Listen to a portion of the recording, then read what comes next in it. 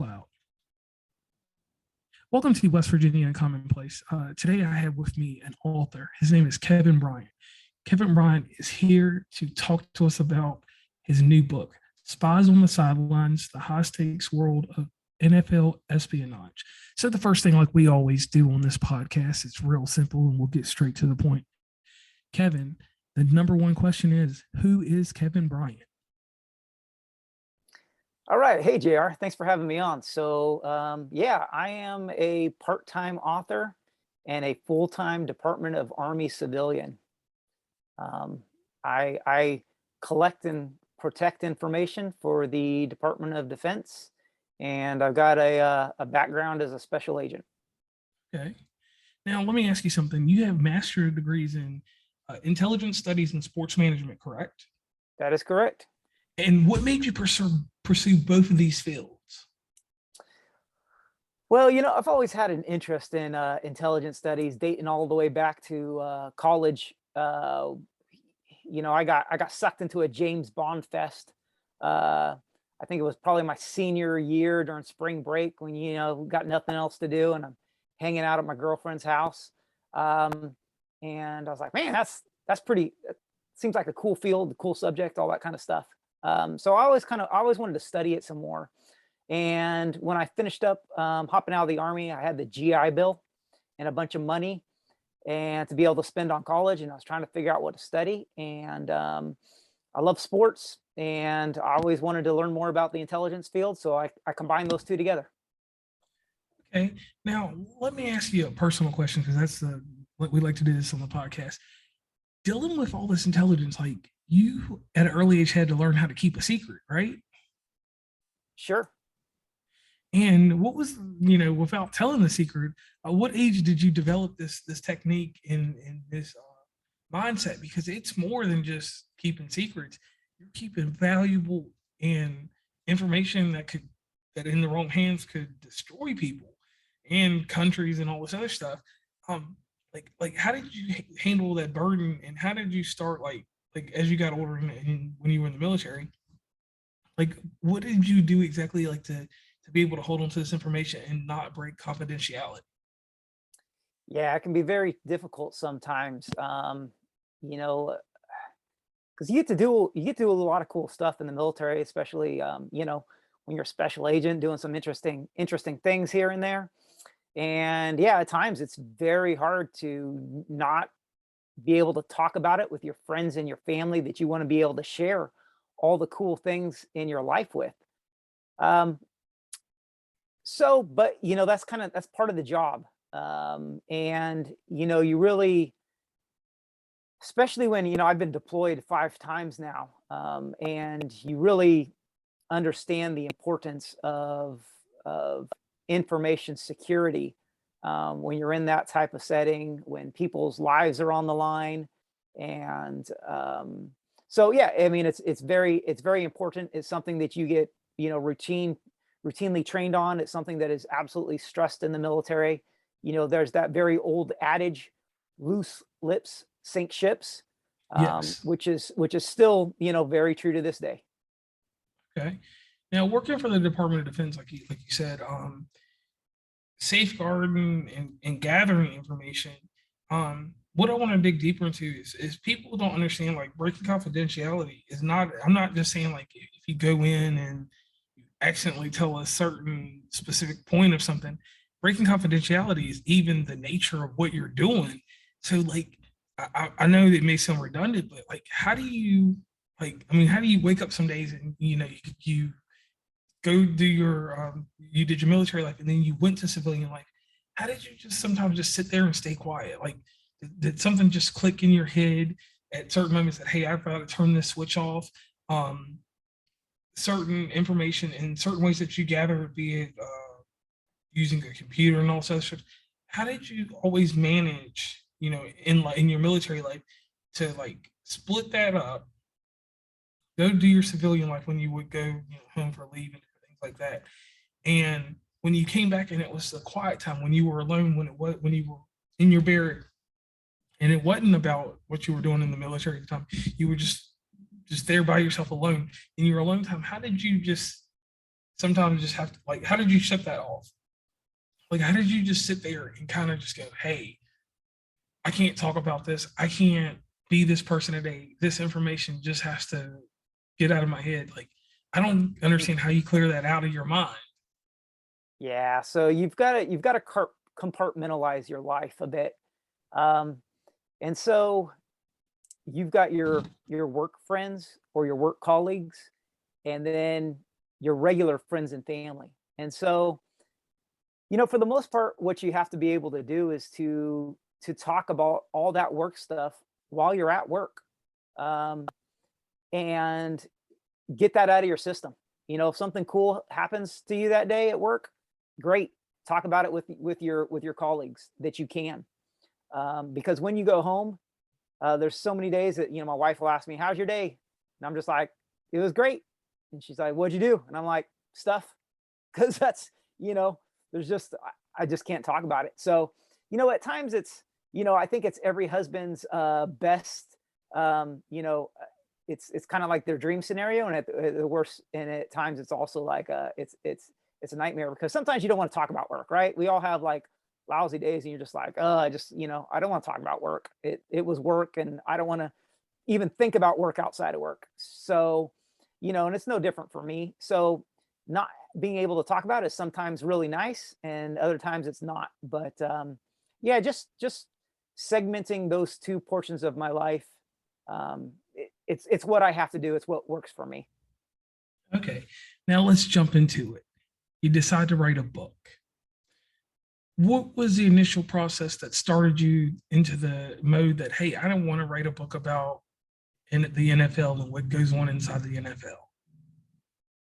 Yeah. So Jr. was I was Spygate 2 had just taken place, which was when Josh McDaniels, who is the offensive coordinator for the Patriots, moved over to the Broncos, and he brought a videographer who used to work with the Patriots during the time of the Spygate scandal with him. And that videographer got caught um, taping another team's practice. And, the Broncos found out about it, told the NFL, whole investigation took place, et cetera, et cetera.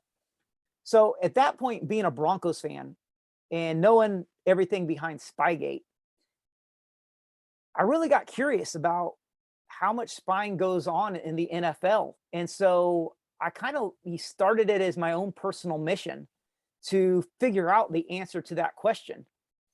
And I thought I had a good background with it. And so I started reading up on the subject on the internet, finding what I could find, and realized that there was no book that had ever been written about the subject of how NFL teams collect on each other to try to get a game day advantage and all the different techniques that they utilize. And so I wanted to see whether, Spygate and Spygate 2, were these just anomalies, or was this something that, is this something that's been going on since, throughout the history of the NFL, and we as fans are just not aware of it? So, in doing your research, you were able to make a 267-page book, correct? Right? And if you don't mind, because we don't want to give away anything to the listeners, real quick, Mr. Bryant, if you don't mind, could you give a shameless plug so they know where to find your book real fast? Absolutely. So the book, you can find it on Amazon, of course. It's selling with Barnes and Noble, Books a Million. Um, you can go on my website, which is spiesonthesidelines.com, and that's got everything about me, about the book, about where it's selling, and it has all my social media handles as well there. And the book is out on. I've got a hardback version, a electronic version, and an audiobook version. The audiobook is not yet being sold on Amazon, but it will be out in just a few weeks. Okay. Now, let us know a little excerpt of something that you found out that was really intriguing to you that you didn't know anything about before you started doing this investigation. Yeah, so when I started out, I would say for the most part, I just thought that, you know, um, There'd probably be a few isolated incidents throughout the history of the NFL, and that was it. And what I found was that collecting on your opponents is a everyday event in the NFL.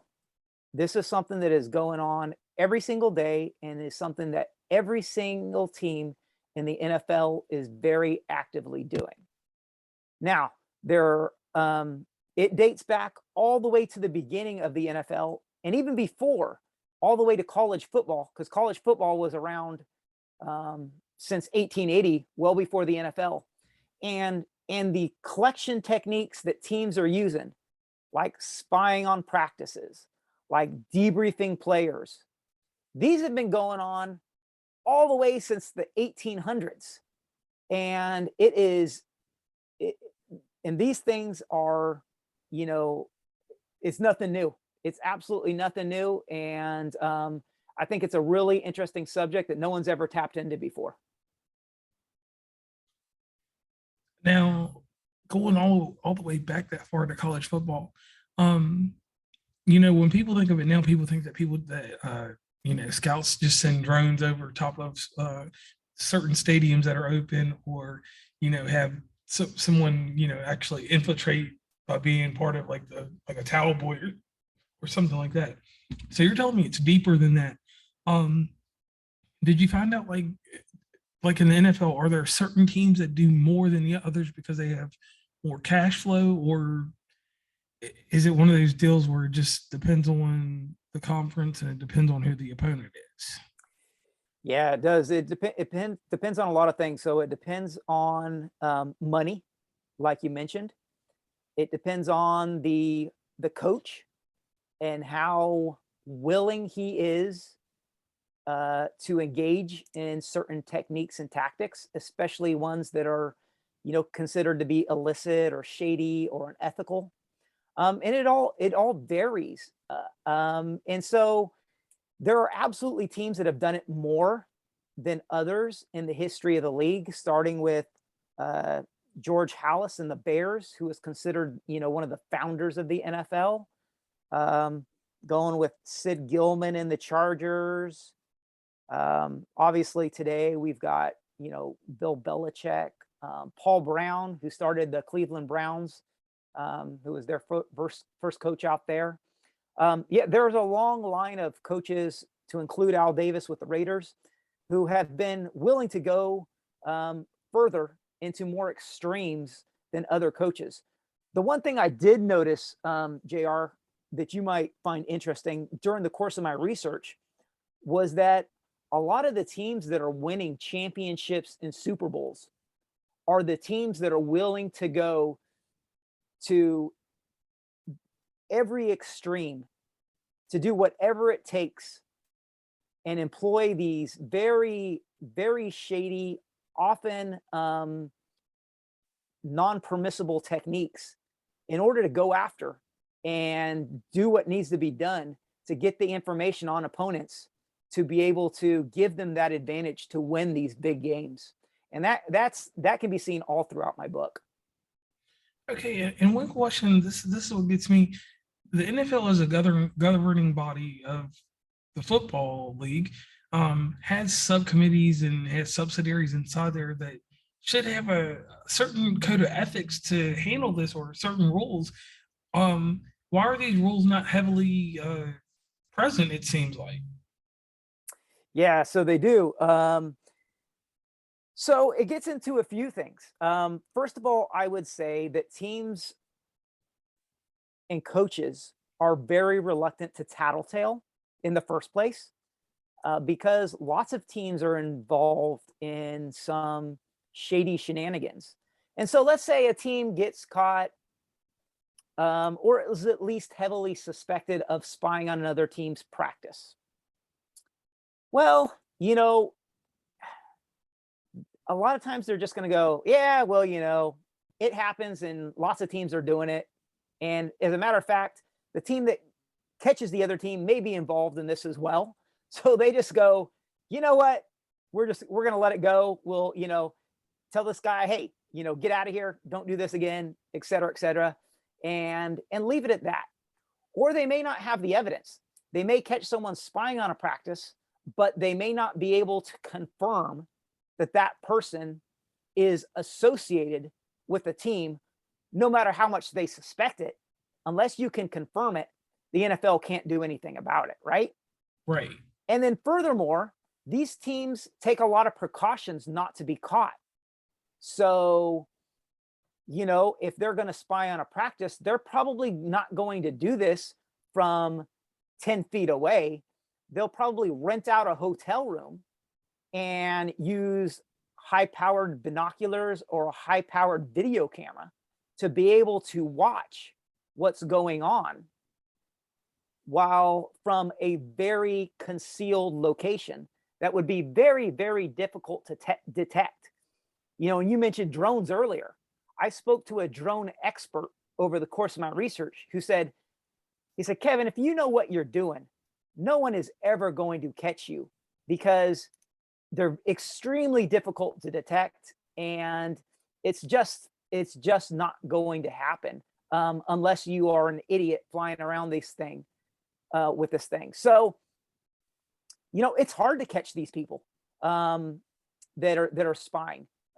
So that's another reason that we don't hear a lot about it. Okay, and I wonder though also, and maybe you can answer this for me. Does it even go as deep as conferences? Like, because conferences, we'll just talk NFL because that's smaller than college football. You got NFC, AFC, and then you have the divisions. Do divisions even work together as a conglomerate doing this kind of stuff? That's a really interesting question. And to be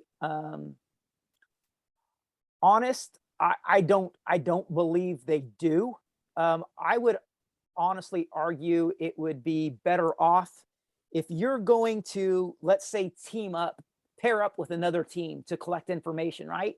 So you're going to work as an alliance and kind of share information that you gather. So I would say that the way to do that is not with your fellow members of your division, because you play them twice a year, and those are the teams you want to have the most information about. So you would rather pair up with somebody else who's going to play teams in your division and is likely to collect information on them so that you can use that information twice a year when you play all of your divisional foes, which could be extremely advantageous. And coaches have in the past shared information with other coaches. That is something that absolutely takes place. A lot of times it's not really a formal arrangement. It is simply an informal arrangement where they'll say, they'll just sit down and talk. And it's not necessarily hey, I'll give you this if you give me that. It's just two coaches that are friends that feel free to share information as long as that information is not about their respective teams. Okay. So, like, for instance, you wouldn't see Cleveland, Cincinnati, and Pittsburgh working together. Not very likely, in my opinion. I mean, I'm not saying it couldn't happen, especially if you have, two coaches on both those teams that are friends. But what you're not going to see is them sharing information about their own team, Right. Unless one of those coaches has been compromised, which has happened in the history of the NFL, where you have members of one staff actually working for another organization. And that's in my book, Spies on the Sidelines. I've got a whole chapter on that subject in and of itself, where, just like with nation states, with countries, we're always worried about having a spy inside of our military or a government working for a adversary. The same is a fear of NFL teams, because this has happened in the past. Okay. So, in a roundabout way, it almost feels like from what you're saying, it's like a James Bond Mission Impossible type of environment that goes on inside the NFL. So here's my question.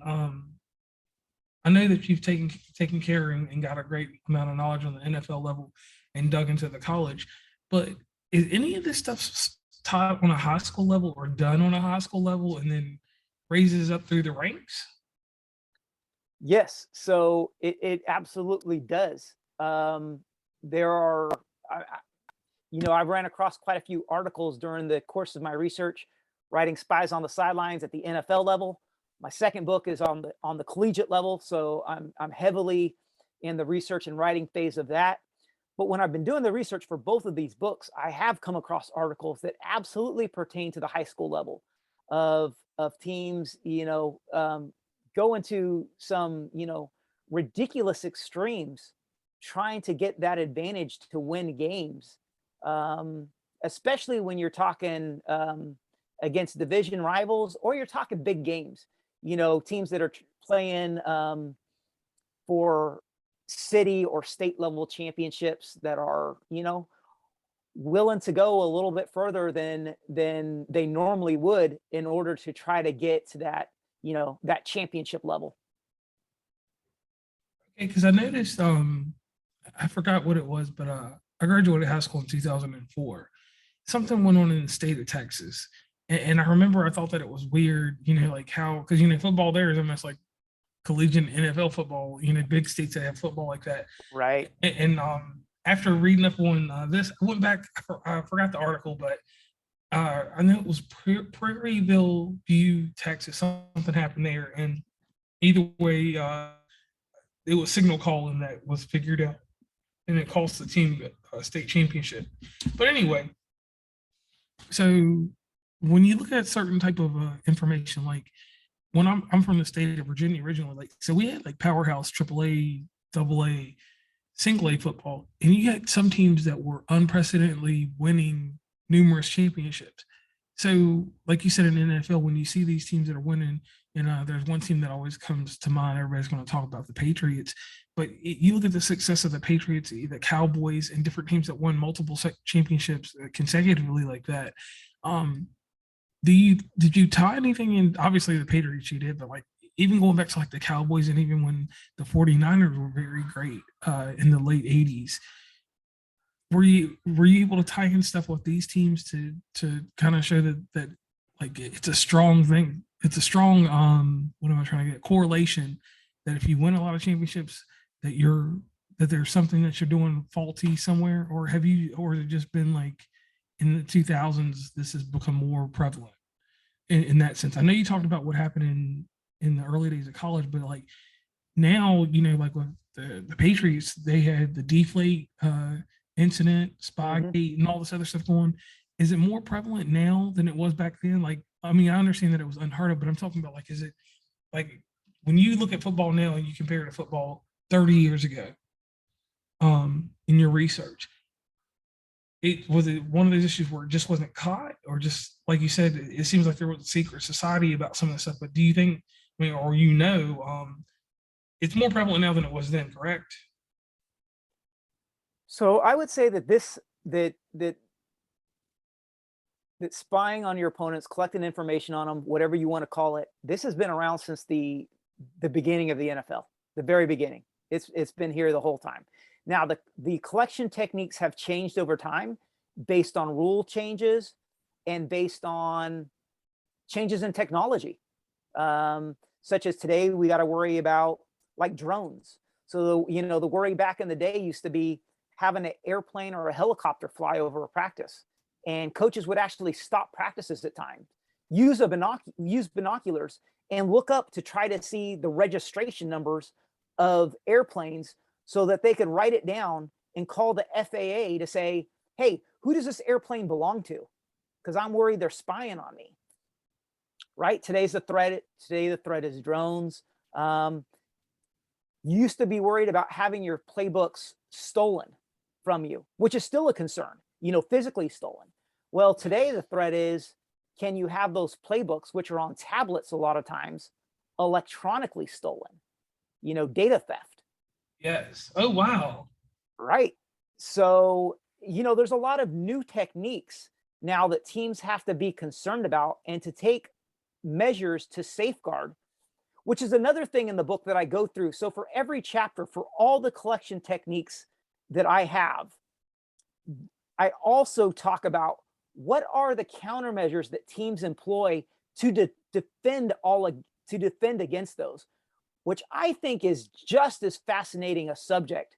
And you can really see just how paranoid teams are and how concerned they are about protecting their information by some of the extreme measures that they use to try to defend against these.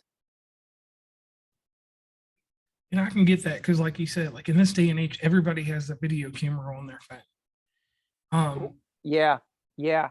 But one point for you, JR, that you brought up, I think one of the reasons that it appears that this is more prevalent today than it was in the past, maybe, is because of the media. You know, 40 or 50 years ago, we didn't have the level of scrutiny with players, coaches, teams. The NFL wasn't as big as it is now. And so there's a lot more press that comes with that. And I think that's probably the reason why it seems more prevalent today than in the past. Okay, because like you said, I was thinking more and more about it because I know like uh, I would wonder like what kind of security is used in these preseason deals because like in the state of West Virginia, the New Orleans Saints for a period of time and Houston, Texas would come to White Sulphur Springs and they would do their practices for their training camps. So inside training camps, what kind of security do they employ there, if you don't mind me asking? Because that would seem like that would be the most riskiest place. Yeah, so that's something I talk about in my book, and I've got a few examples in there of teams absolutely spying on other teams during training camp.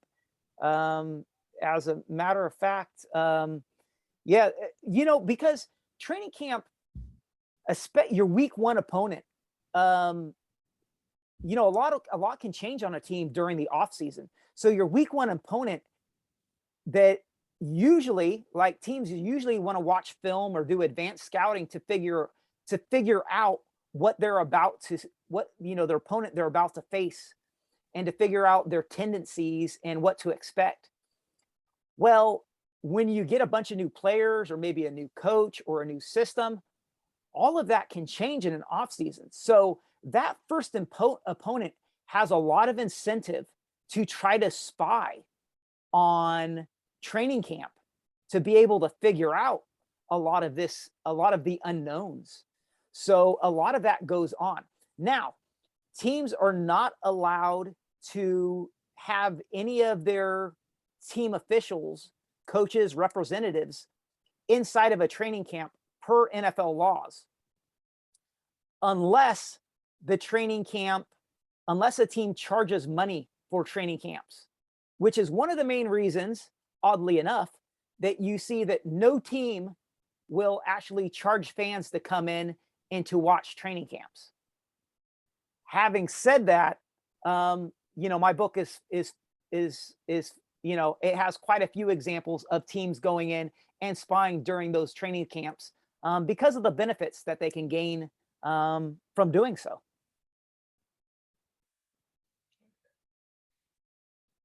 I'm trying to develop a better question because like you're real in depth there.